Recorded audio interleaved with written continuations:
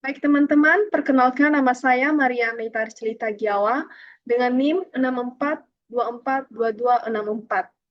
Baik, kali ini saya akan membahas tentang analisis strategis penetrasi pasar peluncuran snack bar energi tinggi protein perusahaan XYZ. Baik,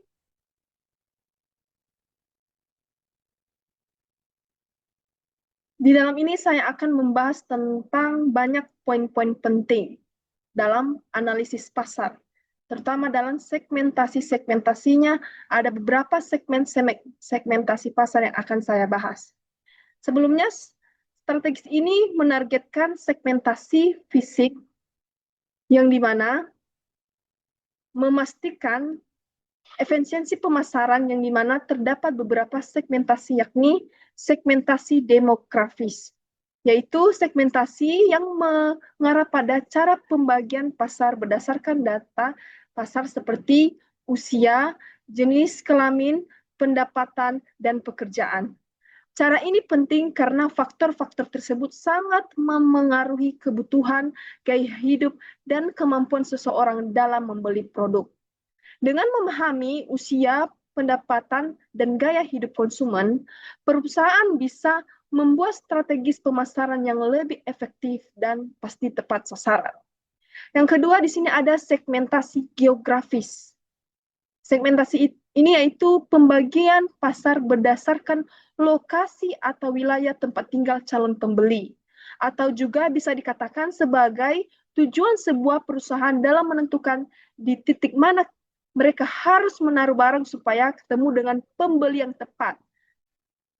Yang ketiga ada segmentasi psikografis, yaitu cara kita menentukan target pasar berdasarkan kepribadian atau gaya hidup, lifestyle, styling, atau nilai-nilai dan minat para pembeli. Dan yang keempat ada segmentasi behavioral, atau bisa disebut dengan perilaku yang dimana perusahaan melihat bagaimana konsumen bertindak dan menentukan pembagian pasar berdasarkan kebiasaan, pola penggunaan, dan sikap konsumen terhadap sebuah produk yang telah dipasarkan. Lanjut, di sini ada analisis SWOT. Adapun faktor-faktor yang dipertimbangkan dalam SWOT, yaitu satu, strength atau kekuatan, yaitu faktor internal positif yang menjadi keunggulan perusahaan atau produk. Adapun bentuk-bentuk keunggulannya, yaitu satu, reputasi perusahaan yang dimana snack bar ini sudah 10 tahun di industri snack sehat. Yang kedua ada citra sebagai produk berbahan alami, dan yang ketiga ada kualitas bahan yang dimana ada protein whey, kacang, dan buah kering, dan keempat ada jaringan distribusi yang sudah ada, yang kelima ada pengalaman dan produksi makanan sehat, dan yang terakhir ada kepercayaan konsumen terhadap brand yang telah dipasarkan. Yang kedua ada weakness atau sebuah kelemahan pada produk tersebut atau pada perusahaan tersebut, yaitu faktor internal negatif, keterbatasan yang bisa menghambat peluncuran produk, yang diantaranya ada itu produk baru atau produk belum dikenal di segmen atlet. Dan yang kedua ada biaya produksi yang tinggi, yang dimana protein whey relatif sangat-sangat mahal sehingga tidak bisa dijangkau oleh konsumen. Yang ketiga ada harga jual kemungkinan lebih tinggi dari snack biasa. Dan yang keempat ada keterbatasan promosi awal. Dan yang terakhir, kapasitas produksi jika permintaan meningkat drastis. Lanjut, di sini ada opportunity atau peluang yang bisa didapat, yaitu faktor eksternal positif yang dimana kondisi luar yang bisa dimanfaatkan untuk pertumbuhan yang sangat baik. Adapun poin-poinnya yaitu tren gaya hidup sehat meningkat, di mana kesadaran konsumen protein semakin meningkat, pertumbuhan ke komunitas nge-gym dan olahraga juga meningkat, dukungan media sosial untuk promosi produk healthy lifestyle lebih meningkat lagi, perubahan pola konsumen ke makanan praktis menjadi lebih sehat. Dan yang keempat ada secret atau ancaman, yang akan dihadapi atau mungkin akan dijalani oleh sebuah perusahaan dalam perkembangan perusahaan mereka atau pemasaran produk mereka, yaitu ada faktor eksternal negatif, yang dimana risiko ini dari luar yang dapat mengganggu keberhasilan sebuah produk, yang dimana ada poin-poinnya yang bisa menjadi sebuah ancaman, yaitu ada persaingan merek protein brand lokal dan brand global, dan kedua ada produk substitusi atau protein snack atau suplemen lainnya. Ketiga ada fluktuasi harga bahan baku yang tidak seimbang atau merata, perubahan regulasi pangan yang meningkat, sensitivitas konsumen terhadap harga yang dipasarkan. Lanjut, sini ada bauran pemasaran, yang dimana profil atau produk dan target pasar memiliki produk snack bar energi dengan kandungan whey protein, kacang-kacangan, dan buah kering yang berfokus pada Uniqlo Proposition atau USP, yaitu energi alami tanpa bahan kimia. Yang kedua ada price atau harga, yang yaitu menggunakan metode penetapan yang dimana penggunaan strategis kompetitif pricing untuk menghadapi persaingan merek global serta menetapkan harga premium namun tetap terjangkau bagi segmen menengah ke atas dan menyediakan paket bundling atau diskon saat masa peluncuran serta harga khusus bagi anggota atau komunitas fitness. Yang ketiga ada place. Place ini adalah tempat atau distribusi, yang dimana distribusi intensif itu di tempat nge-gym, pusat kebugaran, toko organik, dan platform e-commerce, yang dimana menjalin kerjasama distribusi langsung dengan pusat nge-gym dan pusat kebugaran, serta penjualan secara daring melalui marketplace atau situs web resmi perusahaan. Yang ketiga yaitu strategis promosi, yaitu menggunakan digital marketing seperti berkolaborasi dengan future fitness atau atlet lokal untuk membangun kepercayaan serta melakukan pemberian sampel gratis atau free styling di lokasi olahraga. Lanjut,